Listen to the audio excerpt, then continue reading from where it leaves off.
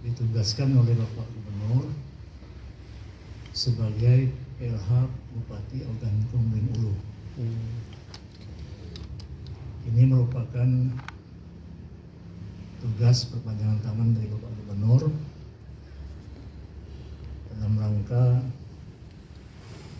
menyikapi terhadap situasi yang ada di pemerintahan Kabupaten Ogan Komering Ulu.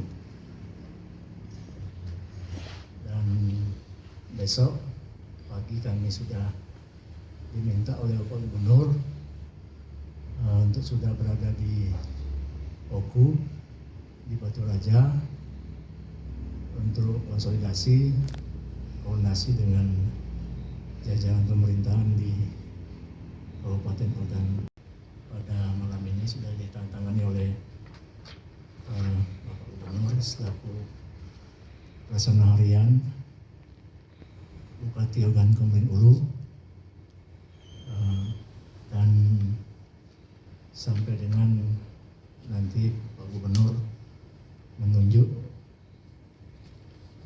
penjabat Bupati Ogan Komering Ulu. Saya kira demikian. Dan aktif sehingga agar pemerintahan tetap berjalan, maka beliau menugaskan kami untuk menjaga agar roda pemerintahan, pembangunan dan kemasyarakatan di Kabupaten Ogan Komering Ulu tetap berjalan. Berarti Pemprov Sumsel sudah menerima? Belum, tapi masih proses, karena masih proses hukum.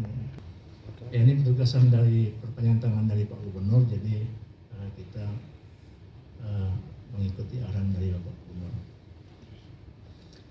Ya, tentu konsolidasi ya, agar pemerintahan tetap berjalan, kegiatan rutin dari pemerintahan tetap berjalan. Ini yang pertama yang harus dikoordinasikan.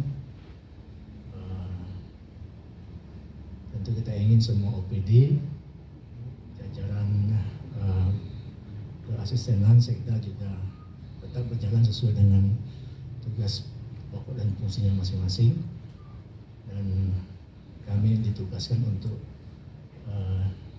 agar proses ini tetap berjalan.